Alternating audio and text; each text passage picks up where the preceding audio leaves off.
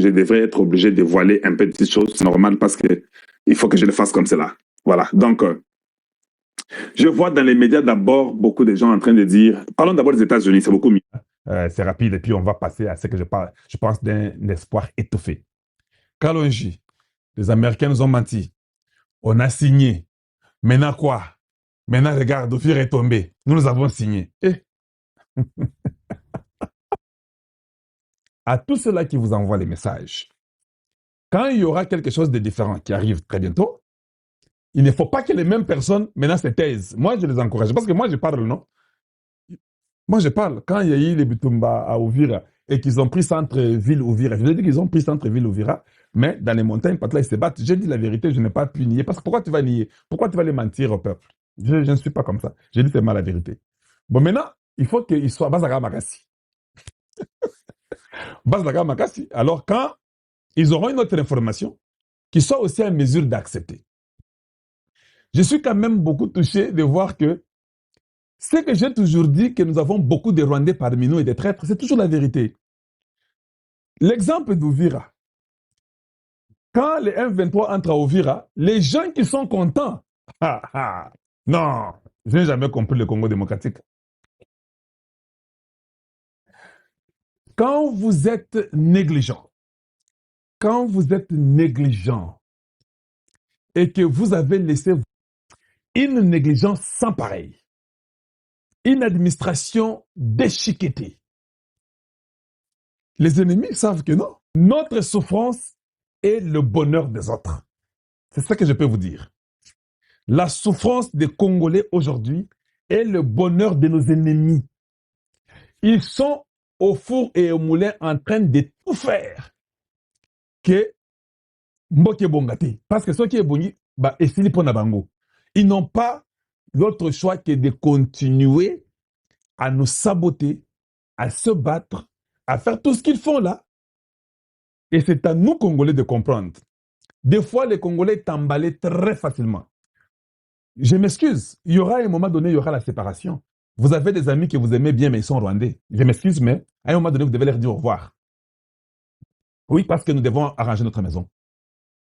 Je sais que vous avez des Rwandais, vous causez, vous entendez bien, mais at some point, nous devons d'abord leur dire que non, you know what, c'est d'abord le temps de partir, nous verrons le reste après. C'est comme ça. Et c'est là où je pense que ça va nous amener, parce que nous remarquons nous-mêmes, quand une ville est touchée, ou une ville est abandonnée, nous savons voir comment les gens sont contents. Bamoussoussou, ils font même semblant. Ils ne savent pas que nous comprenons qu'ils font semblant. Ce qui est grave. Surtout quand tu fais semblant, on a dit que ça semblant. Donc, c'est ce qui est un peu grave. Et ce sont des vérités que peut-être il faut que ceci arrive. Je continue.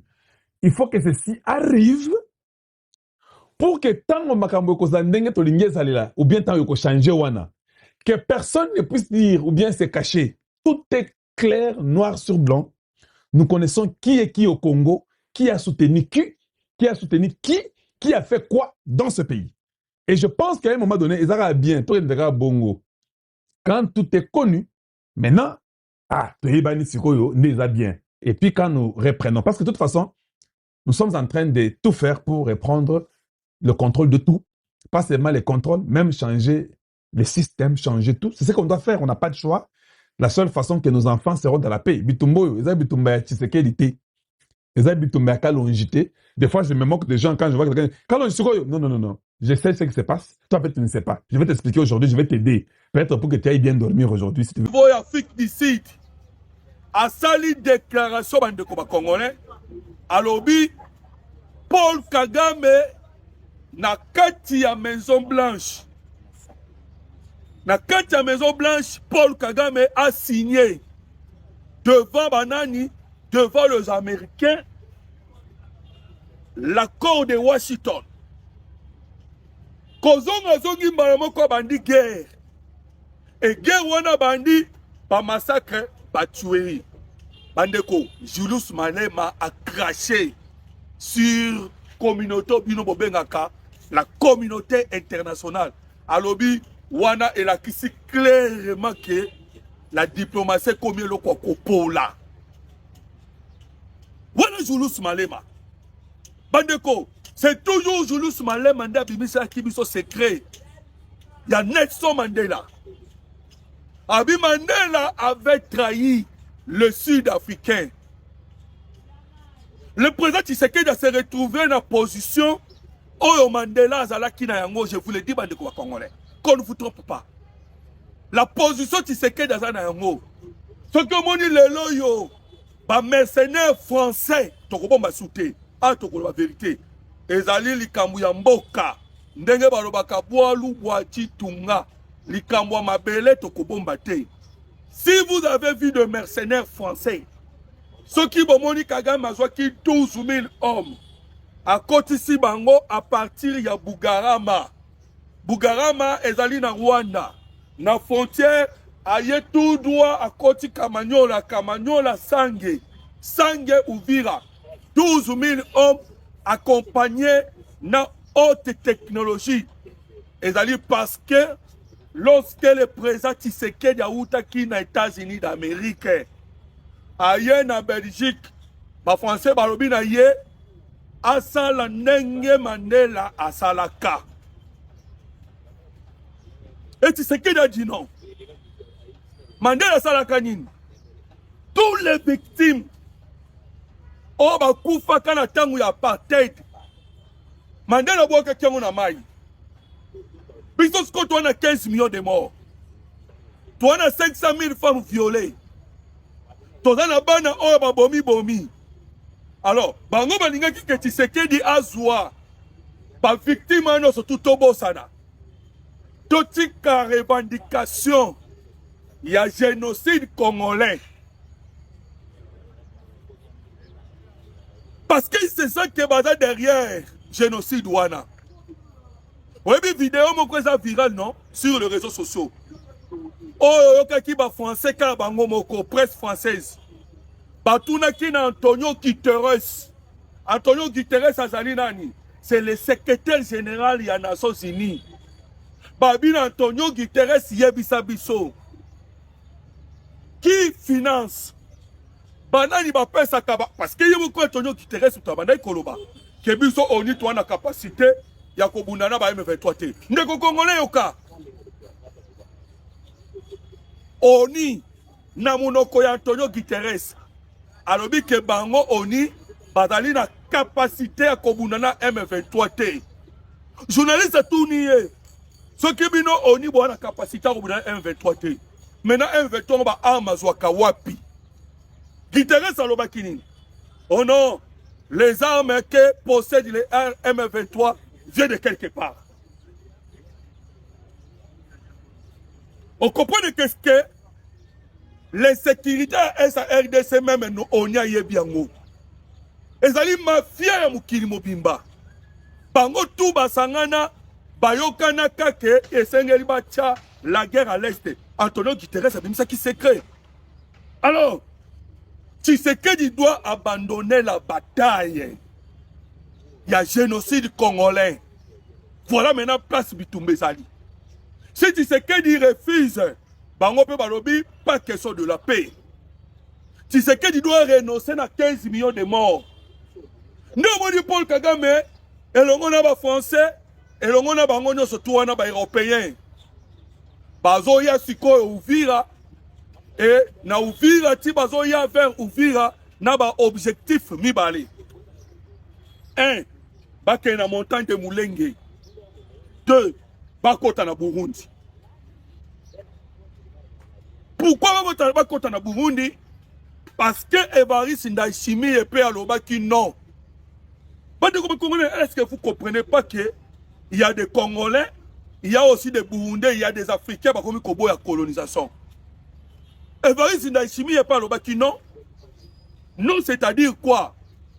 Burundi, Rwanda, Uganda, Kenya, Bamboka wana nyonso basangana kapona kocha l'insécurité na Est RDC. Bamboka na misato. Mine écoute na koloba. Mais Burundi atala lobité. Tokoki ko continuer boyete tomonaka makila ya ba Bantu esopanaka ko sopana. Voilà pourquoi Evariste Ndayishimiye ayaki kosangana na président Tshisekedi. Bon, on a interview à Paul Kagame à Lobby Bandeko. Bon, on a Congolais ba soutenir Kabila. Landa interview à Paul Kagame oyoka orgueil. Kagame azolo ba ngai na bisaki Ndayishimiye ko chama kolono na Congo te. Est-ce que vous imaginez? Donc Kagame ya kanisa ki da Congo comment ya yetondeni. Pour bando pesa ordre na Ndayishimiye. Kagame alobi yango lobi. Alobi tangu na yoka Ndayishimiye akoti na Congo. J'ai dit à Ndayishimiye, qu'est-ce que tu es allé faire au Congo? Ça c'est Kagame. Bandeko, soki to soutenir Tshisekedi terre, to kokota boumbu ya ba Rwandais. On m'a dit 18 ans. Oh, to lekina Kanambe Hippolyte. Nan to moni le côté. Na 18 ans, ba biso combien? 15 millions, hein? Sikoyo, Kagame nenga zoya susuboye. Na bandeko oba Congolais ma yele zate, oba koloba ke Kagame nanga yaka, on dirait nanga ndem tazoya. Bokolela, tokolela. Ceux qui ont eu conseil, c'était de soutenir Tshisekedi, tokolela. Parce que, Mundela ebide que la génération oya koki ko permettre sous-souter, basa la colonialisme. Il faut basa la néocolonialisme. C'est-à-dire, bas une de connards noirs a dominé Syrio. Et c'est Kagame qu'ils ont choisi. Est-ce que vous savez que le Rwanda a le troisième contributeur? Il y a pas casque bleu dans le monde. Est-ce que vous savez cela? Troisième position, le Rwanda. Et le Rwanda maintenant, selon les occidentaux, besoin qu'il y ait Rwanda pour pas commissaire gendarme. Il y a Afrique. Dans la République centrafricaine, dans la Mozambique, dans la Bénin, le long na Congo. Kagame qui dit avec tout orgueil envers Evariste Ndayishimiye. Envers Evariste Ndayishimiye que Nanya Pessio hors de côté la Congo. Tu ne dois pas entrer là-bas. Et Kagame a lobby, Ndayishimiye a 20 000 hommes dans la RDC. Qui a dit à Kagame, à côté de 20 000 personnes, ça c'est Paul Kagame. Lobby. Alors justifié l'attaque na Uvira. Kagame a lobby, j'ai attaqué Uvira parce qu'il fallait que ne Kosovo Banyamulenge. Vous comprenez pas de quoi Congolais. Vous comprenez pourquoi nous vous interpellons.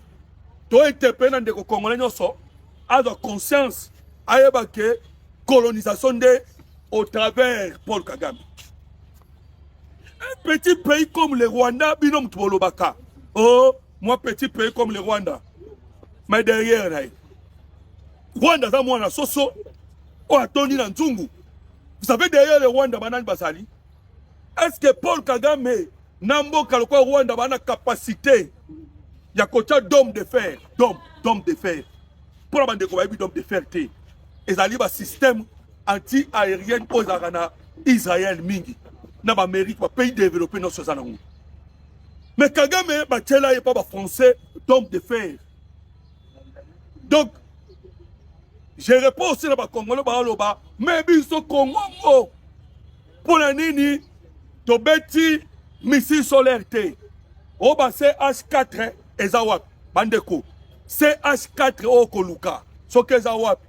Est-ce que CH4, so bâti d'homme de fer bêta, bongo brillage électronique, bongo ba armes sophistiquées, oh yo kaki Antonio Guterres. Alors vous comprenez que toko gagner guerre oyo, c'est lorsque la population congolaise, bango tout toko s'arranger derrière le président Tshisekedi wana toko longa Paul Kagame. Soki botika lika ba spectateur. Oh, t'as la canne à Moussika. Ah, vraiment, Tshisekedi, ah, gouvernement, oh, yeah, ah, Tokokoma Baumbu ya Rwanda. Oh, qui Paluku n'est pas bomi, non? Paluku. Vous savez pourquoi on a tué Paluku? Paluku, oh, Azalaki Awa. Oh, Azalaki Massa Abisimwa. Bayawa, ba ministre, ba carré minier, ba cop belé. Attendite. Alobika, il y a qui ne corrompre, qui ne collaborer avec le M23. Mais on a tué. Bah tué yé bandeko. Les Rwandais tout non, atrocité. Nous allons tout dire. Kagame Masala milice na ye. Milice Kagame Masala est composée par des Tutsis. Et la majorité de Tutsis est Ouganda. James Kabarebe, Moïse Nyarugabu, Sultani Makenga. Donc, oh, comment on a battu Skotanganda, Bakunda Batouare, Asangisi Batouana Nyonso bandeko ba Congolais. Nde oyo ki ba ya mission ya bazo boma en désordre. Je vous dis que Mikolo oyo, il y a des rapports oyo mona bakoko. Et vous maintenant, si nous nous soutenons pas Tshisekedi avec Batouana, vous savez presque Rosuka. Hein? Mais je vous dis que le président Tshisekedi a plus que déterminé. Ndena utu kolobanayo. À côté ici, 3 réunions. Comme ça n'a été que réunion pour opportunité. Tshisekedi est en train de faire tout ce qu'il peut faire. Bandeko, est-ce qu'on a dit que Tshisekedi a pu m'accater? Bao balo bakake, ou azo voyager. Comme Nicolas Vio, c'est fatigant. N'a niveau avec Tshisekedi, pour déjà ça, avant que le président Tambola n'a déjà. Hein? C'est fatigant, les lots à l'ambokabo, les lots à l'ambokabo. C'est parce qu'il y a eu que Paul Kagame a Kabola Bomengo. Il y a Congo partout. Dans 2012. En 2012, lorsque Paul Kagame a senti qu'il était sous pression. D'ailleurs, depuis 2008, à mon avis, Obama comment il a changé le langage envers lui, par rapport à Ping et Komi Kobima, par rapport à Rebelle Komi Kobima, qu'est-ce que Paul Kagame a fait? Attends, les Américains ont soutenu des années. Amoni Clinton a ça longwe parce que Clinton de mukologue. Amoni Clinton a komi kolongwa. Amoni ba komi kolongwa moko. Abi danger zali. Nde Kagame Kena Asie. Nde Kagame Kena France. C'est alors mon équipe ba français ba pesi bango francophonie. Donc Kagame a compris que ce qui a été en États-Unis d'Amérique, Yemoko, lobby il aurait des problèmes peut-être. Voilà pourquoi Bengi ba chinois na COP, a Bengi ba asiatique na COP, Qatar, Émirats Arabes Unis, Arabie Saoudite, ayeko benga ba européen wana nyonso, ba France, ba Allemagne, nde mon Allemagne kuna Bayern de Munich, visite Rwanda, ayeko zwa Angleterre kutu bazala uta kala nyonso. Donc Kagame a teka kimbo cannabis partout. A teki bomengo yamboka partout bandeko aimer l'émission tapoter l'écran partout aux ali kolanda biso soutenez cette émission par vos j'aime et par vos commentaires en partageant aussi l'émission. Voilà. Alors comprenez que Kagame a teka biso partout. Voilà pourquoi attends Koloba des Congolais qui disent que wapi ba américain oh ba kene ko signer les américains Donald Trump bandeko ba Congolais quoi que la volonté zana yango vous allez maintenant constater qu'il y a une résistance à mpaza ba européen résistance à ba européen zali ndo moni ba français ba soutien à Paul Kagame hein c'est là où moi bandeko selon mon avis Napona ngai mutu lokola en français toi ka ba tout kaka relation parce que tu es le premier pays francophone au monde même résolution oh babengaka 2773 il y a Nations Unies résolution wana bandeko ba congolais ezali résolution écrite par le français alors le conseil des ministres peut kota ndenge na utu ko yebiso ke par réunion et zokota par-ci par-là. D'abord, lobby, gouvernement congolais a côté ça qui conseil des ministres restreintes. Le loi côté ça réunion interinstitutionnelle. Ce qui est la réunion interinstitutionnelle, mon Kozamboka côté sa réunion il y a défense. Après côté sa réunion à défense, bandeko, vous allez voir des décisions. même état-major ya armée, bah si bah rappeler bango bah ça déjà ah wato kobeta mino masolo. Vous allez voir maintenant des décisions. Nyonso obino ba congolais vous allez kosenga tel que ba décision oh ba toucher armée que le président Tshisekedi a touché armée ba ndeko ba congolais. Azo touché armée. Ayoki déjà ba déclaration na bino nyonso tout azo touché armée. Alors réaction Paul Kagame, comprenez parce que PK Kalelo, la journée d'aujourd'hui, de Tobeta Masolo, Conseil de sécurité Pesokota, dans Nations Unies. Les Congolais, ils de partout, ils ont lembi ba réunion. Tu es bien négé bolo ba biso. O ba réunion ebelé, Pesokota, solution égalité, le président Tshisekedi a activé l'option militaire. Mais bandeko, tu sais qui que le président Tshisekedi a une guerre, na sagesse, na intelligence. Nous vous le disons. Il est le mieux informé.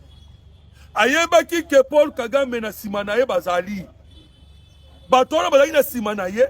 Nde baasa la pression na mokonzamboka pour que amema tokene na solution au bango bazali koloba solution politique. Mais en même temps, Paul Kagame a abunda. Si quand on peut une occasion, parce que Kagame a déjà violé la résolution 2773. Le coup a violé en maintenant, awa sikoyo, to komi na point nini. To komi na point conseil de sécurité à kota lelo. Dozera la décision oekobima dans le Conseil de sécurité des Nations Unies. Ce qui m'appelle si Kagame, lelo, ce qui m'appelle si Kagame sanction Teba Dekou.